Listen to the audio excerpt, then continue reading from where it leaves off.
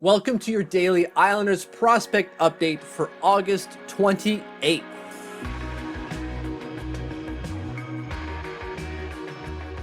Hit that subscribe button, don't miss a video. Also go to Twitter, follow at TLOMitch, that's me. Don't miss any breaking information about Islanders prospects I've yet to cover on this channel. There were 4 games involving Islanders prospects yesterday. So again, format is go over the games and stat lines and then delve into a specific game and a specific player's game. Today we're going to look at Aatu Räty's game against Vasen in a 3-1 loss for Karpat. So first, the games. You have Finnish U20 side against the Russian U20 side. Finland won 3-0. Islanders 6th round pick from 2021, defenseman Malinen, put up one heck of a goal. Watch him pick up the puck here on the far side, whip around the net, and fire a backhand, top corner, far side. Backhanded. That's incredible. From a defenseman. Just absolutely snipe show. I'm not sure if he meant it, and I don't think he cares. That is a really nice goal. Finland went on to win 3-0, so good showing from the Islanders prospect there. Game 2, TPS against Bremerhaven in the CHL. That's the Championship Hockey League.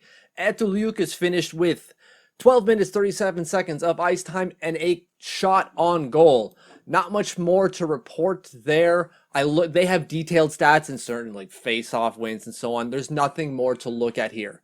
Just Aatu Räty had an okay game in terms, maybe not even okay game, had a game. Nothing really to report. Played in the bottom 6. Nothing more there going on. Game 3, we have Vasen against Karpat. Karpat lost 3-1. Aatu Räty played the third line center role. I don't have, for some reason, ice time. I think they were playing in a different location in a smaller rink. So think of like like the Islanders playing in Bridgeport type thing. There are no stats there. There's nothing else aside from like shots, goals, and assists. And he didn't get a goal. He didn't get an assist, and he didn't get any shots. So we know he played. We know he played third line, and we'll get to some film from that game in a little bit. Game 4 is the Swedish U20 side against the Czech U20 side, and the Czechs destroyed Sweden 9-3. Thomas Monten is not happy, I would imagine. But Alexander Ljungkrantz played on the top line again, and he put up a point today, yesterday, a primary assist in Sweden's third goal. And you can see him just kind of find a lane, keep the play wide, gets the puck nicely enough, cross ice feed there, and then he gets it on net. His centerman is able to tap it in. You got yourself a goal and a primary assist for Alexander Ljungkrantz. That is a good play from him. I'm sure they would have liked to have seen more, but that is what it is. So getting to the review at hand. Aatu Räty's game against Vasen in a 3-1 loss for Karpat. There's some bad and there's some good. Trying to be as balanced as I can be instead of being like the Flava Flav for all these prospects and just constantly hyping them up. So here's the first, or really the only bad thing I picked up from Aatu Räty's game yesterday. And it's this play in the neutral zone that I'm not really sure why he did this specifically. So he's going in one-on-one on a defenseman. He's got 2 defenders back-checking and flanking him on each side, but they're a little far back, so he's got space to do a one-on-one battle with the defenseman. Or I guess at best, just take the puck in wide. Just take it in deep. And he does neither. He peels back and throws it into the D zone. And I'm not quite sure this D-man were ready for that. So I don't really get what that was for. Vasen would score not too much later. I think a minute or 2 minutes after that, they would score. So while he's not a direct response for that goal, or directly responsible is the word I want to use for that goal against, it just kind of seems weird, right? It seems like the momentum shifts and they never get it back. The next sequence I've got is a good one, and they're all good from here on in. And this one here is his battle in front of the net. So I tweeted this out yesterday, and a lot of you liked it. Well, here's the video that I'm referencing directly. Watch him battle in front of the net here. In established position, the defender cannot move him. He's so strong on his skates.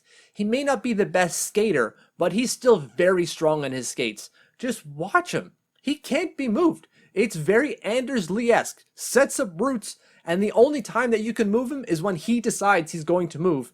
And when he does that, he's going into the scoring area. The third play I've got here from Aatu Räty is essentially the opposite, right? If the last play was how he can't be moved if he doesn't want to be moved, this third one is he constantly moves.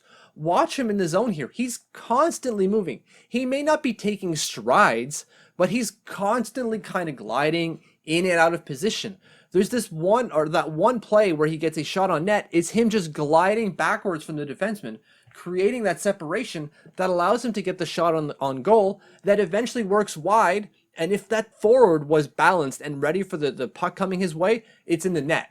So like, he's constantly carving himself opportunities by just simple plays, by moving, constantly moving backwards, forwards, in and out. If not fighting for the puck, he's moving in and out to create himself some space and time.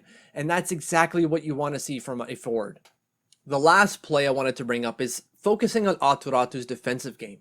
So you can see the play heading towards the Karpat D zone. You've got the Vasen attacker taking the puck up. And what Aatu Räty does as a center is cuts off most of the ice, right? Makes himself big, attacks the player, cuts off the ice. He's got no route aside from forward. And that's where he's going, which is exactly where Räty wants him to go.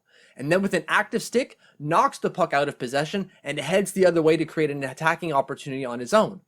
That's incredible.